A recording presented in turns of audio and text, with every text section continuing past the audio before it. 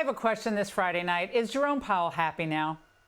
His refusal to cut interest rates has helped slow the Trump economy. The August jobs report showed a disappointing 22,000 jobs added. Now, that's just one measure. Forecasts have been as much as 3 to 4 times higher than that number. But the manufacturing sector, it seems, has been hit as well.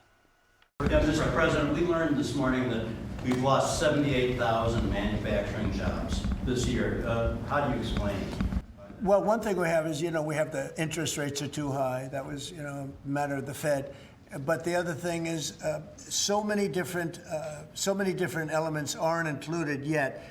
Well, he's right about that. And he's also talking about future revisions, which have become commonplace, as you know. And although this isn't the news they wanted to hear, his team is confident the investment boom, including for AI data centers, will create a jobs boom. Well, I think that if you look at the indicators, there's capital spending boom, industrial production at an all-time high. The Atlanta Fed says GDP now is north of 3%. And so all the indicators are saying that things are really strong. And what we've also seen is that Goldman Sachs put out a study yesterday that said that the August number tends to be really messed up because of seasonal adjustment things, and they tend to be revised way up. And so I think if they were revised up, which has happened on average over the last 15 years by about 60,000, then everything else would make sense. Of course, Democrats saw the news and think, well, they have their opening.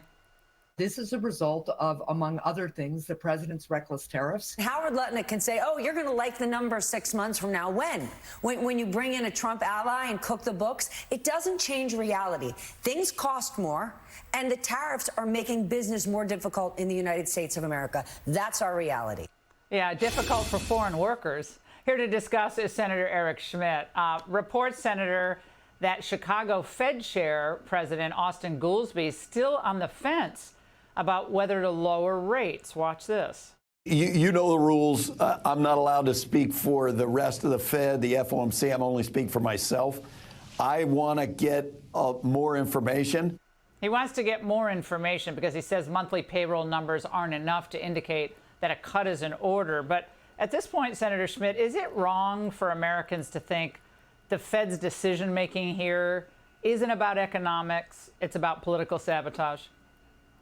100% it's about politics. Jerome Powell has discredited himself. You look, he was too slow when the Democrats were spending at record high levels when they were in power. He was too slow to raise rates, and now he's too slow to lower rates. Although the one time he did do it was right before the Democrats had that presidential election that they need to hold on. That was the one time he did do it. So I think he's discredited himself and poisoned the well in many instances over the prospective effect of tariffs. The truth is, you have hundreds of billions of dollars now coming into the Treasury, which may cut into the deficit.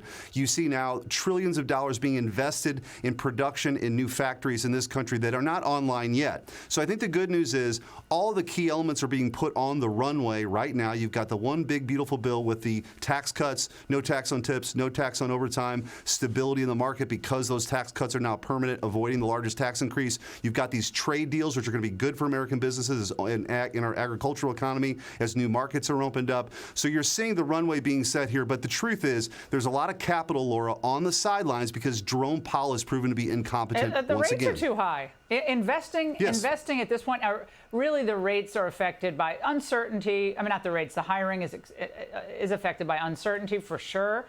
But those rates are driving people out of the marketplace. But we put up a graphic a little too early a minute ago. I want everyone to understand this. Okay, August 2024, the average weekly manufacturing earnings were 1,367. Now they're 1,420. And for rich people, they might not think that's a lot of money, but that's about $3,000 more annually when you do the math, given what's happening, because foreigners are being kicked out of the workplace.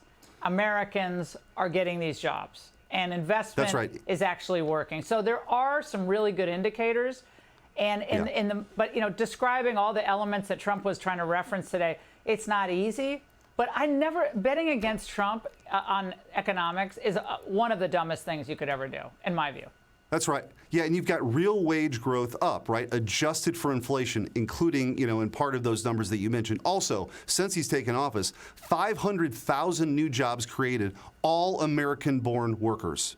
right? So what you saw under Joe Biden, any increase that you ever saw was foreign-born workers, not American-born workers. So what's happening? We're going to have more factories in this country. They're going to hire more Americans. That's where the job growth is coming. We're going to have greater productivity and real wage growth, just like we saw under President Trump's first term. And inflation was under control. One last point, the unemployment number is still at 4.3%, which is well below the 10-year average. So all the markers are good. Trump's getting his agenda in place in time for it to play out in 26. Yeah, I'd check out January to June of next year. That's going to be the boom. Senator, great to see you. Thank you. Hey, Sean Hannity here. Hey, click here to subscribe to Fox News YouTube page and catch our hottest interviews and most compelling analysis. You will not get it anywhere else.